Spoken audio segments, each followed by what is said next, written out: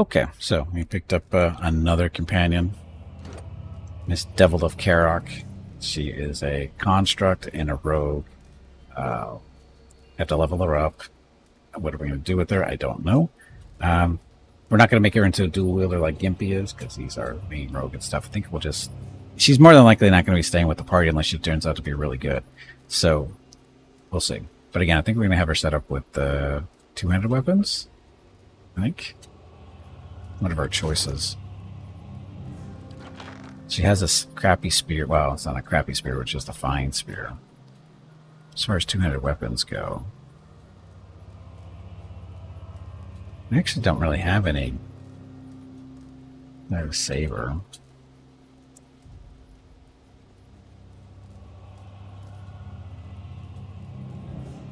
There's a staff. Fine wand. Yeah, we don't have any really good two-handed weapons left anymore because they're being used.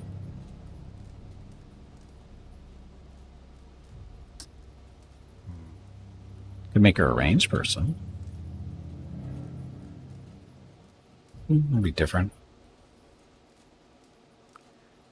Oh, but then we only have basically Gimpy and the Paladin as tanks or as melee people, which means if. Okay, don't want to do that. Give her a shield.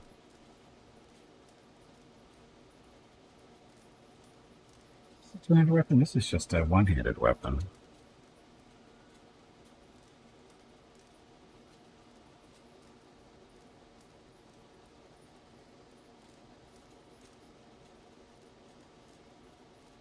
Could give her a shield.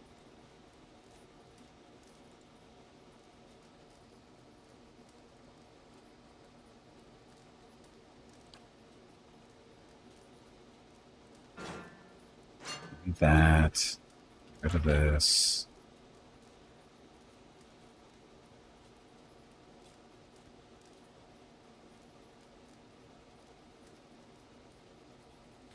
Flame of this. So this is this nice little saber, one-handed. Grants fireball. It's damage, burn damage. Yeah, let's give her that. She likes fire, right? She sets people on fire. That's why she's a murderer. That might work. As far as armor goes, her armor is nothing special. Just regular heavy armor.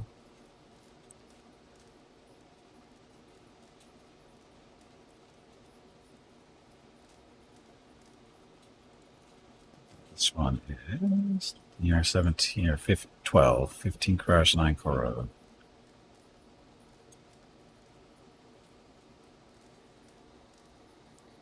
Cover speed minus 50, move speed plus 1, plus 10 for deflection against ranged attacks, plus 1 constitution.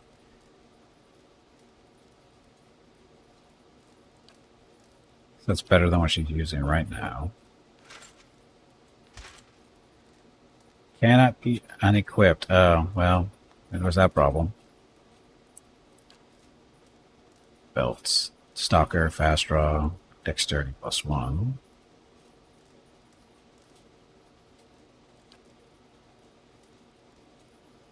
Aura of stealth, perception of terrain. 9-4. Better resistance stuff there. She's pretty lacking in the defensive situation there.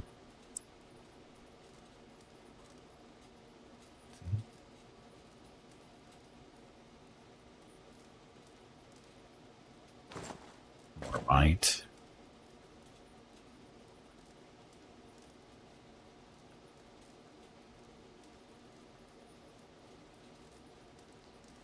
More DR. Or is it? Must be plus.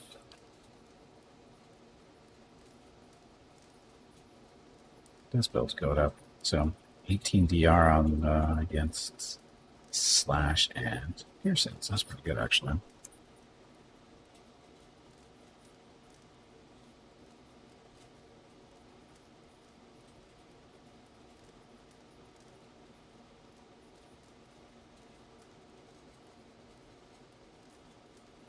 Give her a hat. Does she need a hat?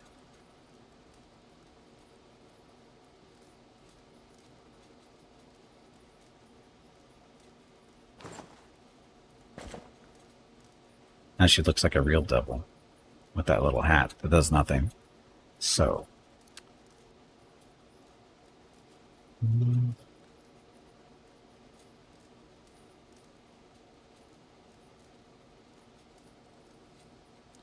we're just missing rings because we don't really have any extras.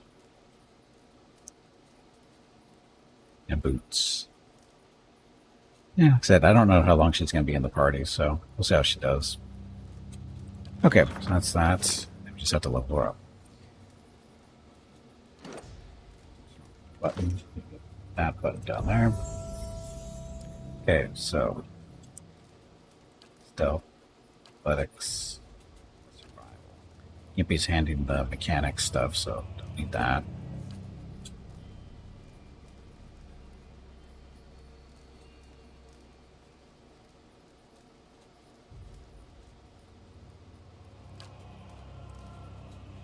Backstab.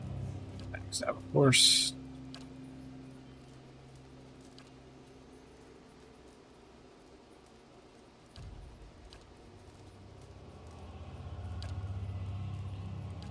Strike. Rogue attacks as our enemies' ability to move around effectively, inflicting extra damage to high and extra damage into enemy successfully hit. 2-part counter. Reckless assault. Escape.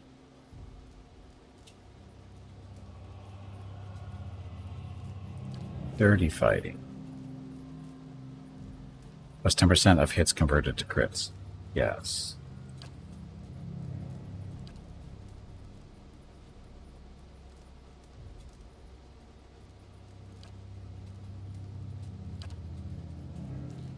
Vicious fighting. Improves the rogue's skill with devious maneuvers, increasing the percentage of the rogue's hits that are converted to critical hits when using dirty fighting. Plus them converted to crits. Passive. Sure. I thought we had Shadowing Beyond.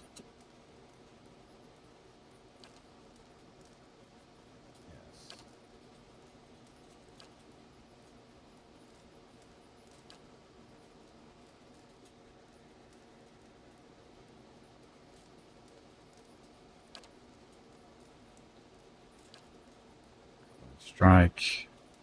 This. Escape. Finishing blow. Post. Finishing blow. 2 per rest. Full attack stuff. 50% of damage by plus 50% damage by percentage of endurance lost. Post. Extra openings counter in combat. Incoming melee attacks that target deflection and miss or graze have a chance of allowing an instant full attack riposte, only active with melee weapons equipped. Deep wounds. Let's do riposte first.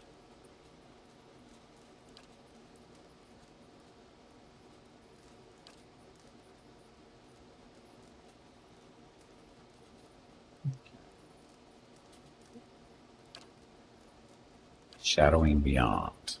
Allows character to temporarily turn invisible. Enemies cannot detect invisible characters, and attacks made from invisibility automatically count as a sneak attack.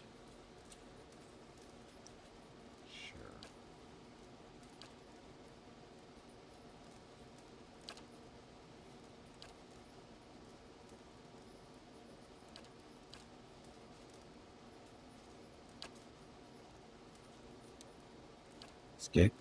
Finishing blow. Adept evasion. Especially skillful in dodging attacks, converting many reflexes hits to grazes.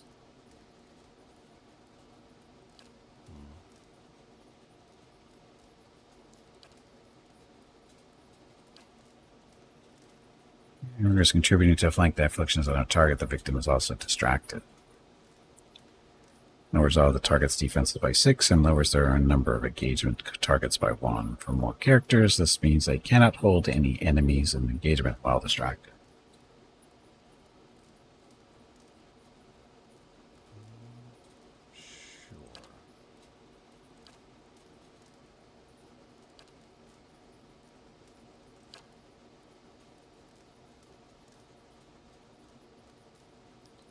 Offense. Want one-handed style. So 15% of hits converted to crits with one-handed melee weapons. Yes.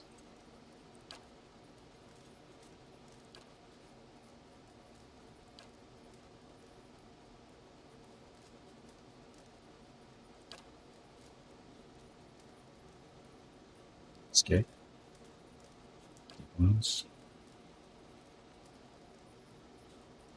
Wither and strike. Rogue aims for vital areas, inflicting extra damage and weakening the target. 1 per encounter.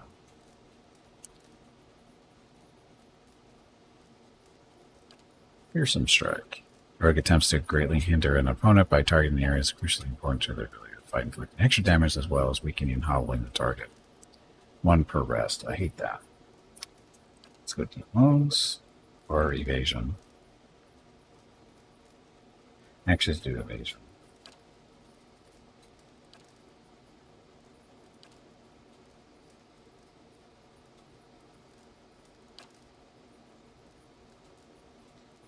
Nothing there now.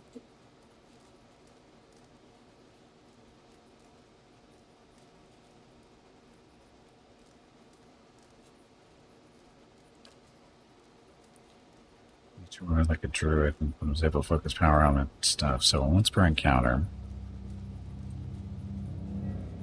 This reduces their deflection reflexes for 33 seconds.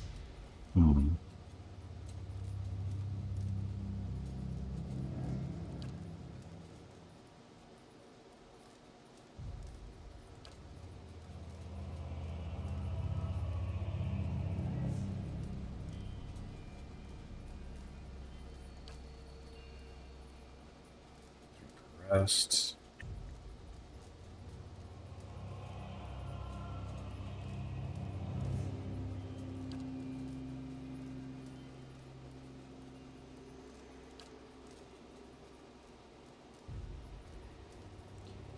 Percent of hits converted to crits against targets with low endurance. Crit damage multiplier against targets with low endurance. Sure, why not? You're supposed to be a mass murderer, so hopefully that works.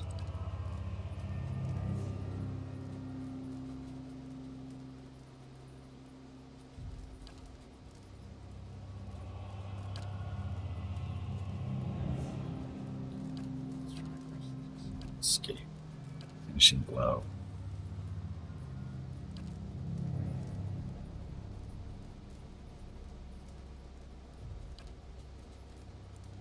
Wounds.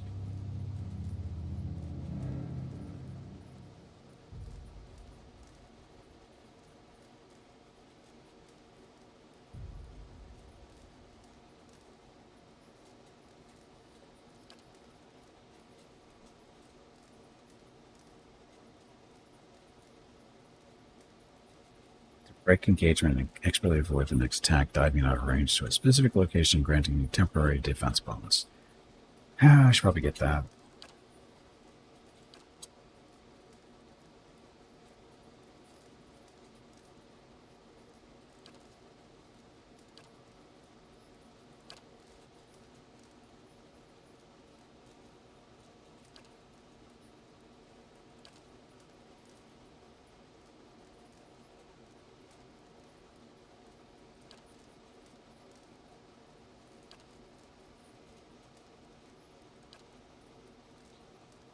This is a saber, right?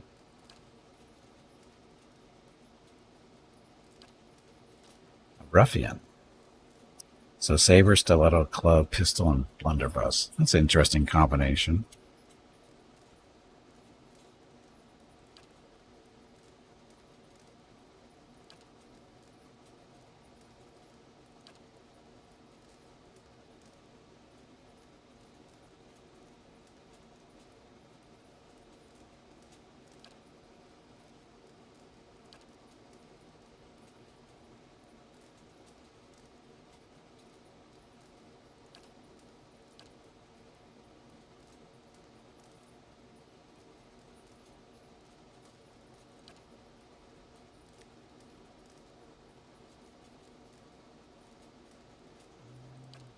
Stuff.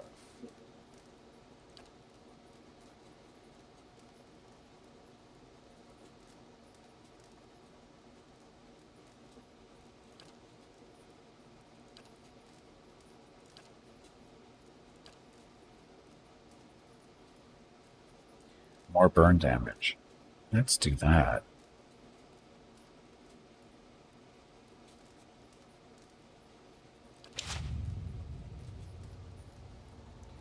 I don't know if that's a good call, but so. Okay. What's going on? Ah, they're done. Joined the 5 other Eastern Reach mercenaries, but became a passenger on a fish-faced longship. Stuff, eventually stuff. And picked up a ring. Sorry, headpiece. Soothing and irritating. What? Facts. Characters hitting self. Sicken for 4 seconds.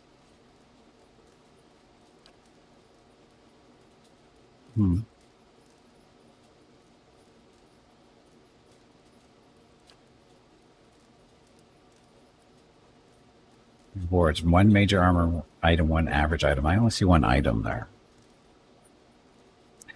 I'll point that out. I only see 1 item there.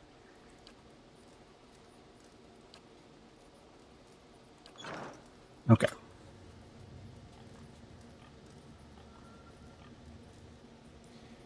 Okay, now we go back to... Actually, no, we're going to go up around the corner here, see what's up there. Because we haven't been there Sure. yet. Slowly now.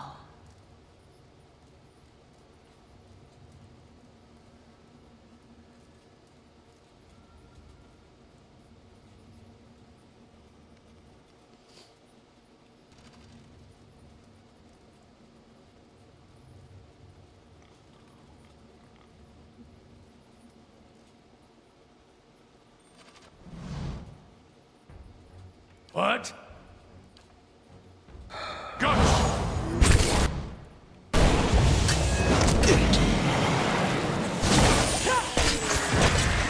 I'll teach you a lesson. Oh, I didn't give her AI, too. I'll teach you a lesson. You give her AI. So... Class behavior. Aggressive. Defensive.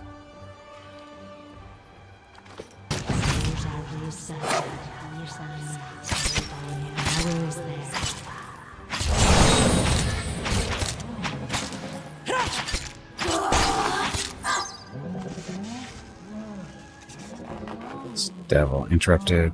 Blinding strike.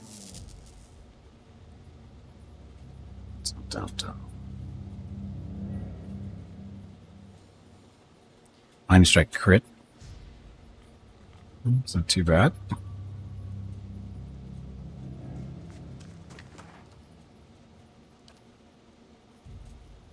Exceptional rapier.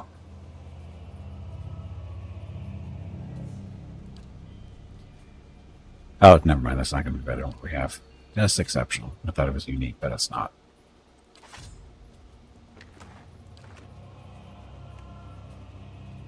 Let's see what we got. Yes, what do we got?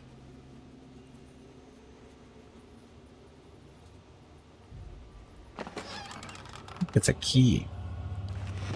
What do we need a key for?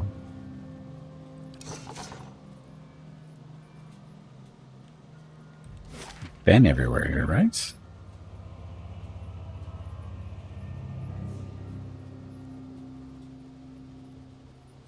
That's the way we came in, so we've been everywhere. As far as I know. Yep. We were done.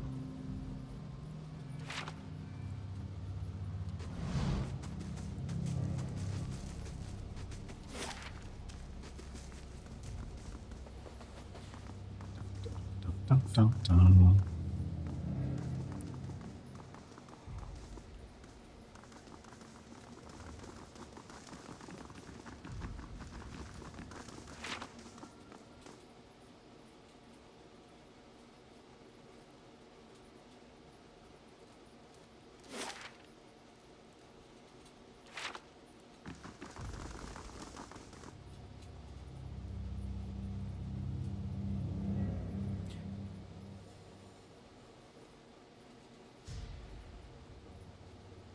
Oh, we have to go back down Stalwart too, and no matter what. Well, no matter what, but just go back down Stalwart, go find souls that know how to open the doorway to the battery. Whatever.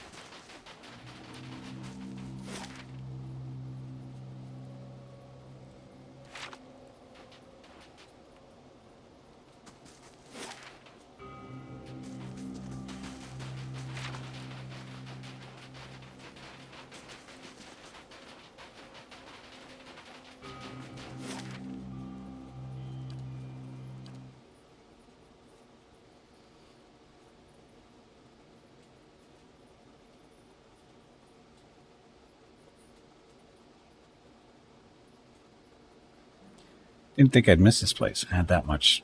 Okay. So, the fishery. Is it nighttime? Looks like it's nighttime. We're supposed to go down here and steal stuff from here, right? This doesn't look like nighttime, though. It's hour 8. This is 8 o'clock in the morning. Never mind.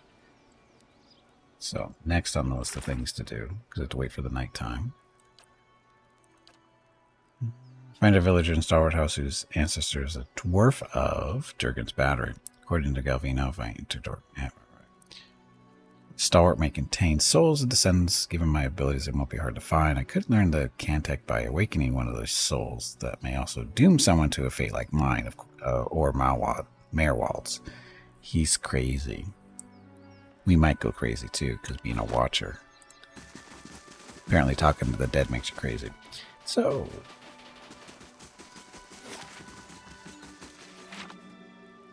who am I supposed to talk to?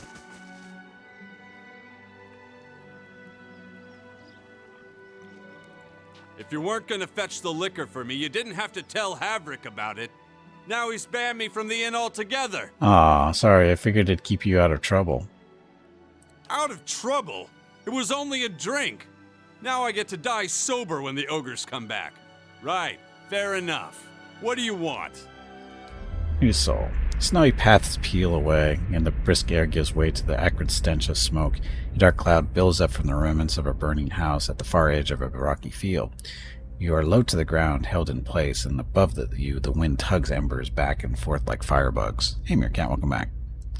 Yeah, sounds like a you problem, definitely. The vision in your Not left... so brave now, are you? What? The vision in your left eye is clouded, such that the figure standing over you is a collection of rough smears of black cast in silhouette by the fire. A dark shape swings towards your face, and the subsequent burst of agony jars you out of the memory and back into your own skin. You got the look of someone with his teeth around a secret. Her cold fingers are locked around your arm. Her black eyes search you. That's enough. Valentina places a feathered hand on the devil's shoulder like a mother attempting to pull away an overly intrusive child. What? Did I spill something on myself? He looks down at the clothing. Talk to him again. So, you're back. What can I do for you? And some questions. Sure, ask away. Not sure what I can tell you, though. I haven't been here half as long as most. You tell my Star Wars. Truth is, I couldn't care less about the town. Or the mines. But I like the people. Hardy bunch. Living up here in the cold. Shame most of them have packed up. Feels like everything's conspiring to chase us out of here sometimes. Just means the ones of us that are left are the most stubborn-headed, right? Or foolish. Who are you? Me? Well, I used to build houses. These days I do this and that. Get work at the fishery sometimes, mending nets. Right now I'm helping with the stockades. The ogres keep us busy. I'm from Ina's Rest originally. Not so far from your Cadnua, actually. A little ways east. Nice lake nearby. A little like the one here. I heard some business went down with Lord Radric. Might have ended up tithing to you instead if I were still there. My lord. Cracks a grin. That's all I need. Right. Anything else then? No.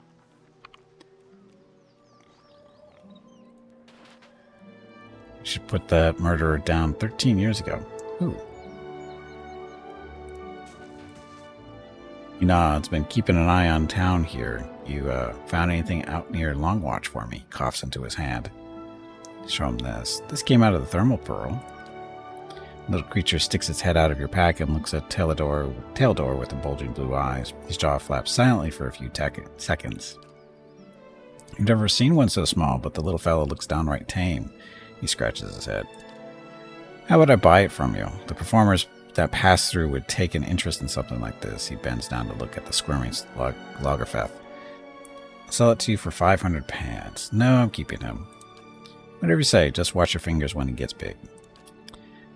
I'm still looking for someone to take care of those dangerous folk roaming the area if you're up to it. Very well. I don't even remember getting that quest to look for a pearl.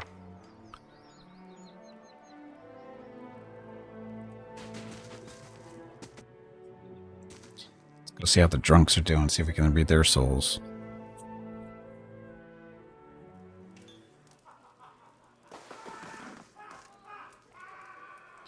You're going to come back to finish us, make no mistake. No, she won't. Still has some venison in the stock. Hardly any elk left. No problem. You find anything? Hate to think of those slimy bastards carrying my haul into a freezing hole somewhere. What you looking Like for? I said, we were treasure hunting near Durgan's Battery when we were ambushed. What else do you want to know? Renegade told me that another expedition came through that before I arrived. Was that you? Who? No, that would have been somebody else. We didn't meet with Renengild, or anyone else in town for that matter. We were operating on our own. She looks into the fire pit, taking another drink. I don't remember this one. You find anything? Read your soul. In front of you, Farron's swaddled hands work quickly to bundle and tie a parcel. With you are a man and another woman, both similarly occupied. 3 of you stand in a small hut. It's nearly bare, but for the rickety table before you and 3 cheap cots piled of furs. The man hefts his parcel like something rare and precious. That's the last of them. Check the rest of the supplies while I load these. He disappears through a door and into a howling gale. Door swings shut with a loud clap. You sure about the route? The other woman, Francesca, looks up at you. Her face is mostly covered with fur, by a fur hat and several layers of thick knit kerchiefs, but her voice is clear enough. Not much choice. Snows have covered most of the other passes. This one gets just enough traffic to stay open. You feel the answer ring out in your own throat. You thought the thought doesn't bring either of you much comfort. You don't mention the real issue, which is that Lenam's made up his mind. Lenam's. Now Francesca stares at you for several seconds, apparently thinking the same thing. You can't see her expression clearly enough to tell whether she's resigned or preparing her argument. She shoves out the door without another word. Vera stands in front of you. Distracted with the contents of her mug, she doesn't seem to have noticed your momentary lapse. You find anything? Hate to think of those slimy bastards carrying my haul into a freezing hole somewhere. Not yet.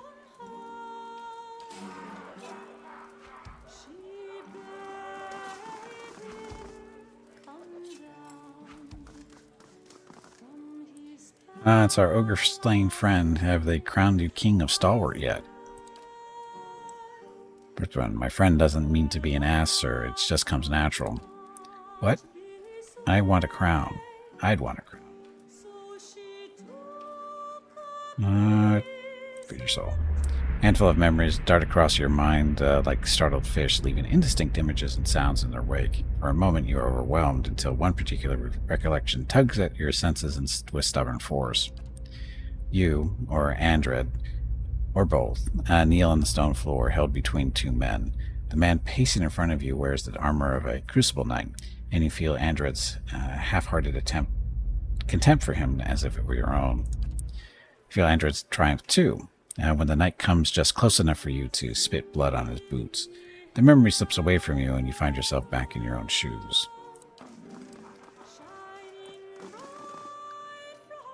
Your turn. The whiff of salt and brine is in your nostrils before the room has even faded. The ground heaves beneath your feet, and a spray of ocean water roars over the railing as the ship heels under the wind. The ship shudders violently, and you are thrown against the railing. In that moment, you find your gaze pulled to the pitching surface of a dark sea, and see there an eye, broad as a shield, gazing back at you in turn. Fear and fascination sweep through your mind, even as your senses recede and the memory fades.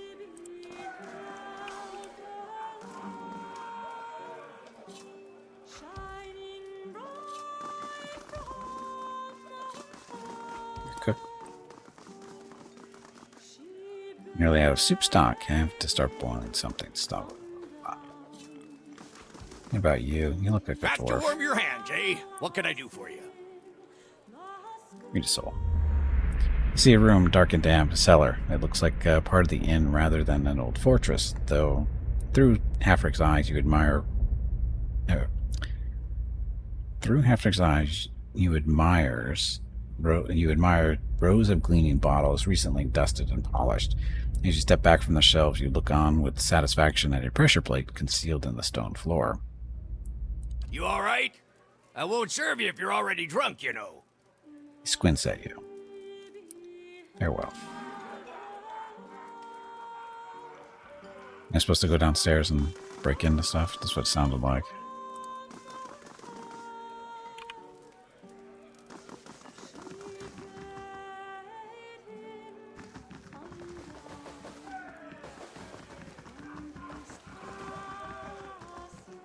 Something I can do for you?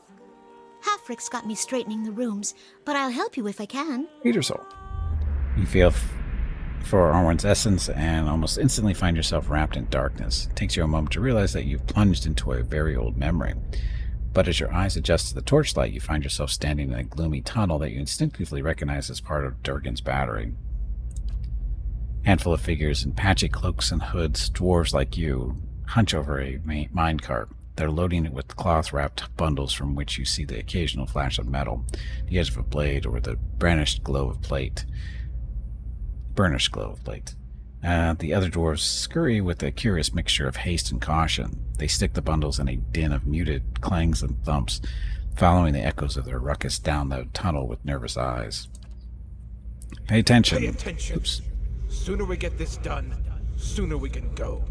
Your voice is a dry whisper, and your nerves tingle with energy. You feel the same apprehension that the others do, but unlike them, you relish it. Still, you look over your shoulder, just in case. We're hurrying, Captain Gregor. Honest. When you turn back, the others have redoubled their efforts, and you feel a pleasurable twist in your gut as they fill the cart.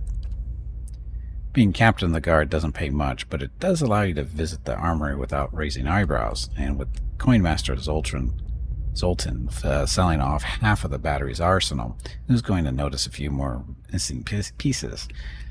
Besides, you've got a buyer lined up, as long as you can move these goods one out of the battery before someone squeals. As you surface from the memory, you realize that an awakening will be permanent for Owena. There may be others in town you should awaken instead. You look up to find Owena staring at you. Sir? Excuse me, sir. You all right? Her head is cocked and her brow is furrowed.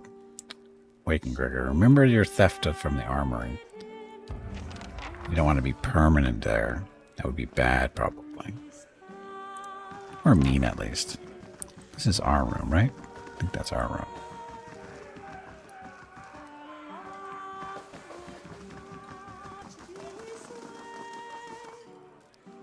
So one whole person so far. Was I supposed to go into the downstairs? There might be free stuff down here. Booze, probably. Oh, or gamblers.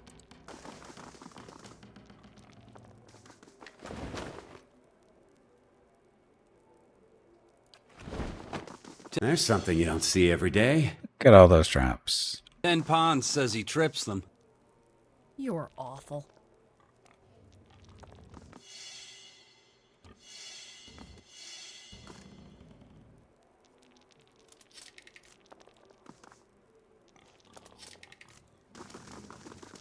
There. What did I tell you? There. What did I tell you? Good little thief.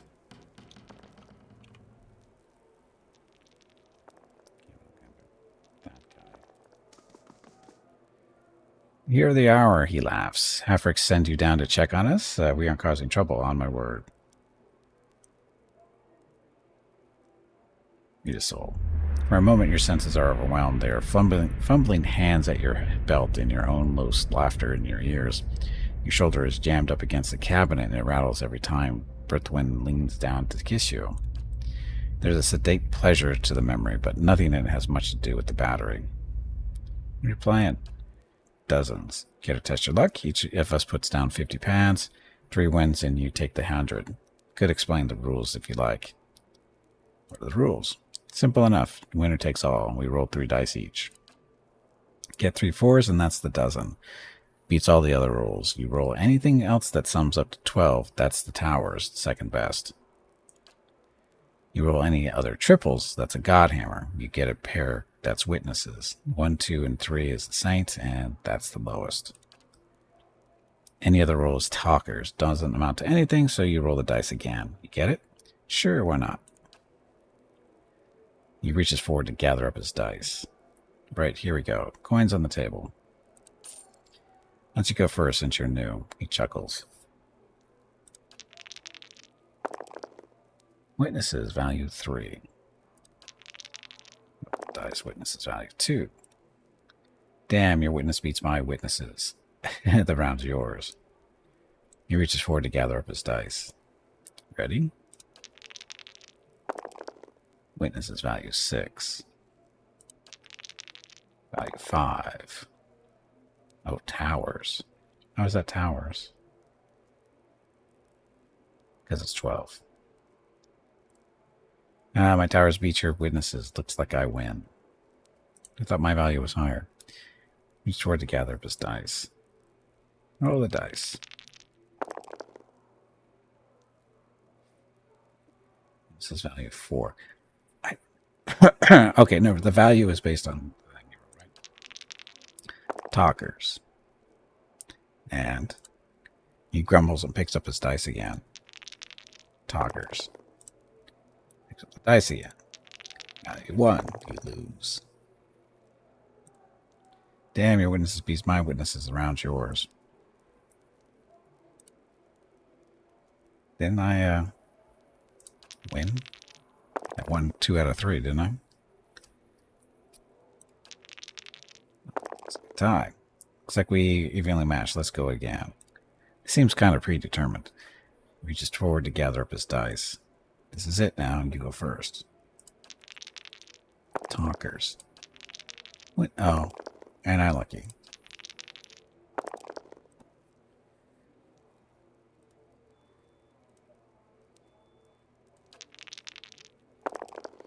Give me with the 6.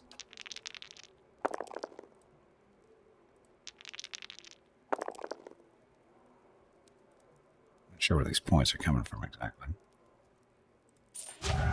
Game is yours. Prize 2. Here you are. Oh, all that for 100 copper. Boy. I feel rich now.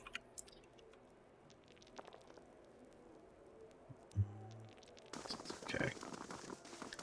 So nobody really to examine there.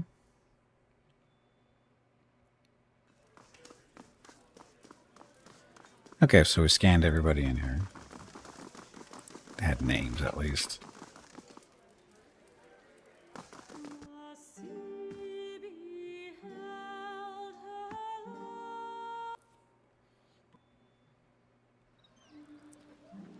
Time is it? 10 o'clock in the morning. Be a while. Okay, scanned you 2 already. Anybody in here? We're looking for an old soul that was a dwarf. I take it you've met Galvino. She glances at the Devil of Karak, her eyes narrowing. Can you tell me about Farah's expedition? Who? Sorry, I don't recall the name. Doesn't help Last me. expedition I met disappeared weeks ago. Didn't give any names, but they definitely haven't come back this way. Don't mean the Sfeara weren't part of an expedition, though. We get groups passing by sometimes looking to try their luck. What's on your mind? Question about Durgan's Valley. I want to know more about Stalwart. Can you tell me anything about the last expedition that went to Durgan's Battery? They didn't volunteer much, and I knew better than to ask. Scratches her jaw, frowning. I've seen all types charging through here. Professional companies with shiny new equipment as brazen as you please, and hopeless runts with nothing but tattered leathers. But these folk, I don't know what they were after, and the way they looked at you made you feel cold all over. She shakes her head as if dislodging a bad dream. Wish I could tell you more. Me too. Perhaps we'll find more in the battery itself, yes? He nods at you with a guarded look. What's on your mind? Read her soul. Your awareness settles beneath the renegade's skin. You feel yourself looking through her eyes upon a time-faded memory. You're standing in the inn. The room is stifling, but it's the body heats of so many furious villagers, not the neglected fire pit that's drawn sweat from your pores. Your husband waits by the door, about as far as he can get from the assembly. He holds Uldric, whose cheeks are bright as he watches the adults bicker with wide and fearful eyes. You never realized how badly your neighbors stank, but something rank and repulsive rises from them as they pack together in this room. How much did the old snake pay you, Sinahil? It's grinned at the head fisherman, jabbing a furious finger toward the back of the room. Sinahil, your erstwhile mare, squirms in a corner, pinned by the accusing stares of the entire village. Oh, those eyes, their cruel, porcelain eyes, and they're watching Sinahil with the dumb gluttony of hogs staring at fodder. The only sight that turns their stomach more is Sinahil himself, trying to wriggle free of his own lies. Maestro Galvino and I came to an agreement. It was for the good of Stalwart. I thought... You thought you'd let a killer walk among us? Cries of fierce agreement rise from the others, what began as a collective grumbling and swelling and congealing like storm clouds. You look back at your husband. He's whispering to Uldric, and when you catch his eye, he directs a silent supplication to you. Let's go. Wet smack draws your attention back to the others at the end of the room. Someone's thrown a potato, and Sinahil cringes and rubs his jaw.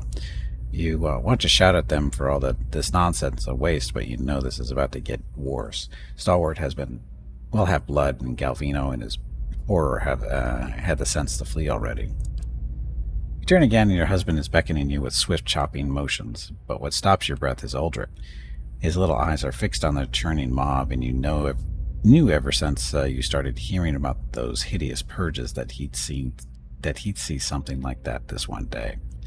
Like this one day. Oh God, I can't read today. But did it have to be so soon? It's what drove that devil woman to madness, and now his little eyes have gotten big enough to swallow the whole scene, and now he's seeing you as part of it. You want to leave now, but if you do, this is what your boy will remember. Cowardice and madness, about people, about Stalwart, about you. The people around you jostle and bark in their rage. They're dangerous animals, but animals nonetheless. They just need to be led. So you push your way to the end of the room where Sinahil trembles in a puddle of his own piss. Enough. Never mind. Your voice boils up from their throat. The others fall silent, watching you. They listen, dumbly trusting, as you turn Sinahil's death sentence into an exile. No one contradicts you when you explain that he's going to march out of this village and into whatever miserable hamlet will have him. They silently agree when you explain that their hands are too clean for the likes of him. Excuse me. But there's something else forming behind their eyes, a kernel of trust and dependence. You feel it curdling around you, encasing you like a pearl does sand. You only wanted to spare Sinahil's life and volunteer for his job, but you see so much fear simmering just beneath their expressions. Fear at Godmen marching through the mountains, at Derwodens and their purges, at dying the slow and lonely death of a ghost town. And you see their grateful reassurance mirrored in Uldric's expression. Perhaps this place is hopeless, but you realize that you can't leave it any more than you could leave your boy. The only person who isn't looking at you is your husband. He's shaking his head, his eyes on the door. You retreat from Renegild's memory. Vivid though it was, it has nothing to do with Durgan's battery. What's on your mind? Nothing now.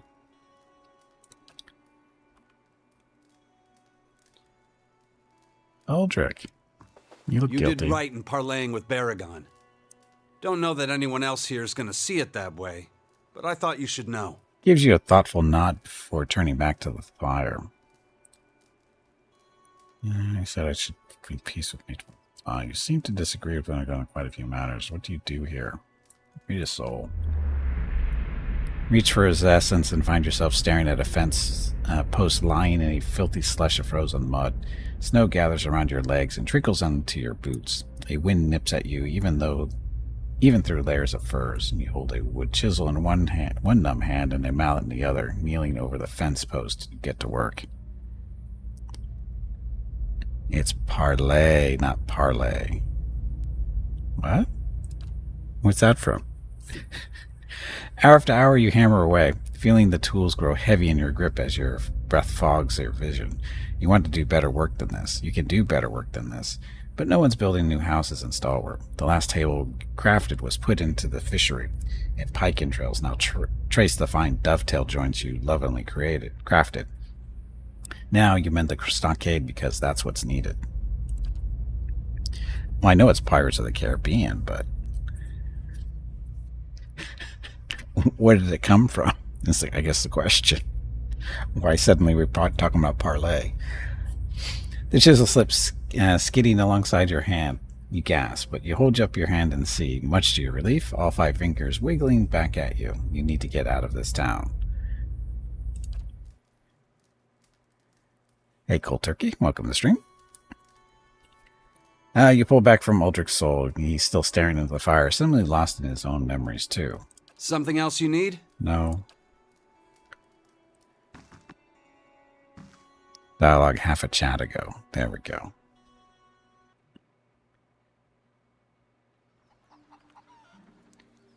Okay, who are we talking to next? What time is it? 11 o'clock now. Villager.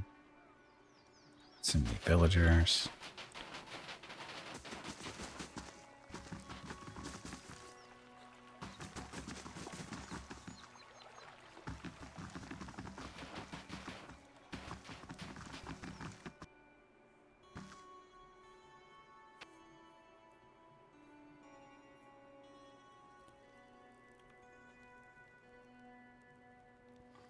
Fishery people.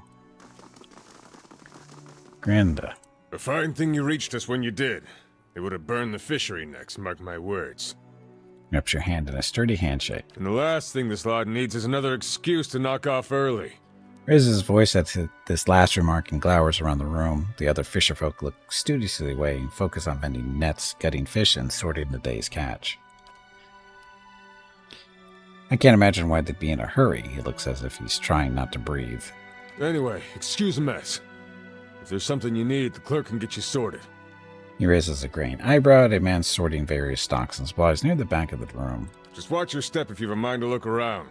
The floors are slick and none too pleasant to fall on. Look to Galvino. He mentioned something about you. I bet he did. He despised Stalwart when he lived among us, and all the more when we gave him the boot. Never knew the old man to stay silent, that's for sure. He wrinkles his nose, scowling at some old memory. Told me you're a ripple sponge addict. He wanted me to search the fishery for your stash.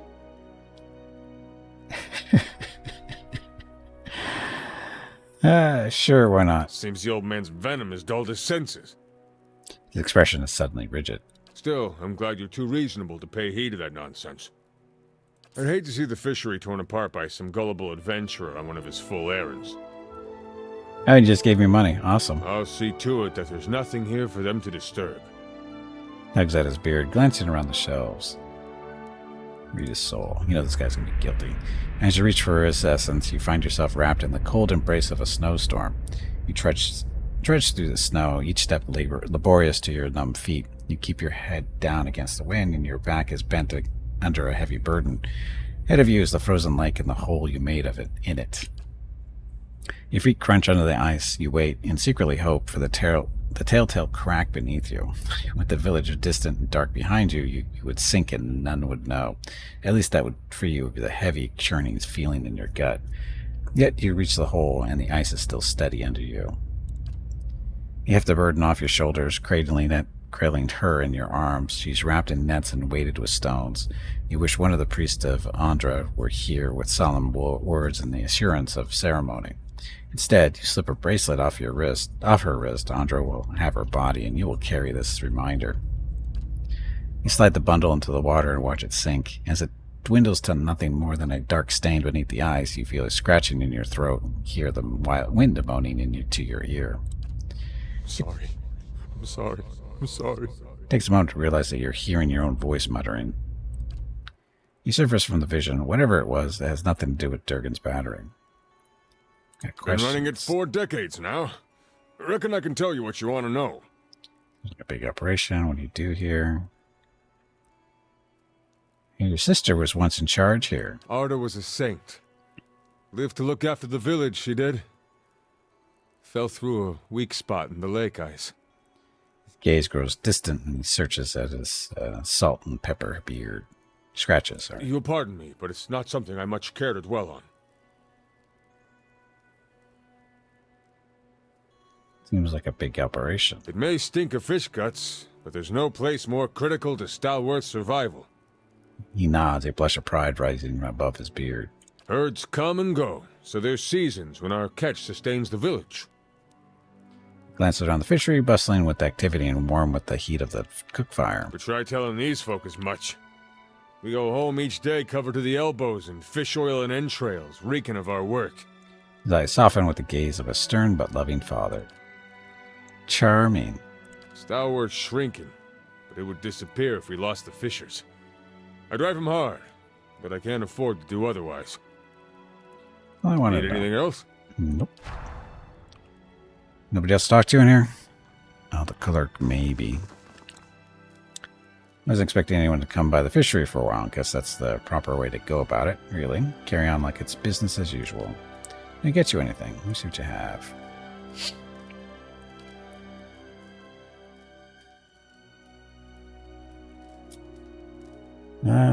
Camping supplies.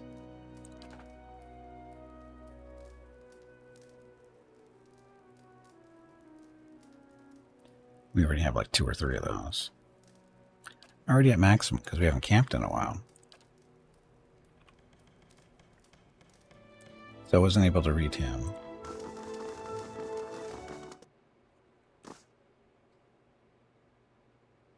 Is it nighttime out here yet? It ever occur to you that maybe those dukes sent you here to screw things up? It takes a paranoid mind to dream up a scenario where that makes any sense. Hate to piss on your daisies, but them dukes will sell you out when it suits them. My life is theirs. I don't question how it will end, so long as it ends in service to the Republics. Temple.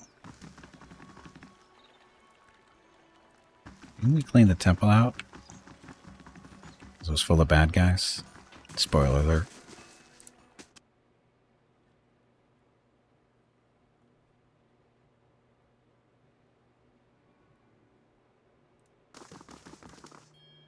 Oh, look, we have dead stuff on the ground. Free stuff on the ground. How did we forget that? Hey Gimpy, you have streamed long enough. It is time to call it a day and get some rest. Damn it. Be sure to tell everyone to have a great day or evening and we will see them again tomorrow. Also, make sure to remind them to hit the follow button and visit your YouTube channel. Okay. Hey, Flute. Find yourself a bit gimpy today and yourself had a spill at work. Small fracture in your ankle. Ouch. I'm hobbled up and probably getting a soft cast tomorrow. Well, that sucks. Welcome to the team. Hey, Bada. Okay, so we'll stop here and we'll continue our investigations with these, seeing who's the appropriate, or not appropriate? No. Possible person. Oh, we were supposed to talk to her still, too. So we'll have to do that tomorrow. She wants to talk to us about something. Anyway, we still have more stuff to do. That's just not going to happen today. I need to call it a day because it's that time. My dinner's going to be ready here shortly. So, thank you all very much for coming out. Much appreciated. Hope you enjoyed the stream. I had a lot of fun as usual. I'm really enjoying this game. It is, again, my first playthrough, so everything's new to me. And it's fun. Just too many companions, though. Ugh. Hope you feel better, Fluke. Hope you feel better. And let's see. So, stream schedule. Tomorrow, more Pillars of Eternity 1. And if you're here specifically for Pillars of Eternity, we'll be playing this again on Sunday, Monday, and Tuesday next week, as well as tomorrow. And after we're done with the 1, we'll be moving on to Pillars of Eternity 2. Again, a game I haven't played yet either. So that'll be new too. Looking forward to that. Anyway, scheduled for the rest of the week. So tomorrow, Pillars of Eternity 1. Wednesday and Thursday is Oblivion Remastered. Thursday is also Rocket's 18th birthday, so we'll be doing a special thing for the first part of the stream with Mrs. Gimpy, looking at pictures and videos and stuff and reminiscing with the about the dogs for the past, 17 plus years or so. And again, it's all to celebrate Rocket's 18th birthday. And then Friday is Celasta multiplayer with Jeff Hobo and Hurricane. Saturday, Star Wars The Old Republic. Sunday, Pillars of Eternity 1. And Monday, of course, Pillars of Eternity as well. Also, this weekend are the monthly giveaways for May. We're giving out a $25 Steam gift card on Saturday, another one on Sunday to a lucky follower of the channel. If you have any questions on how that works, feel free to come by and ask questions tomorrow or next day or something like that. Just not right now because I got to go. Okay, that's it.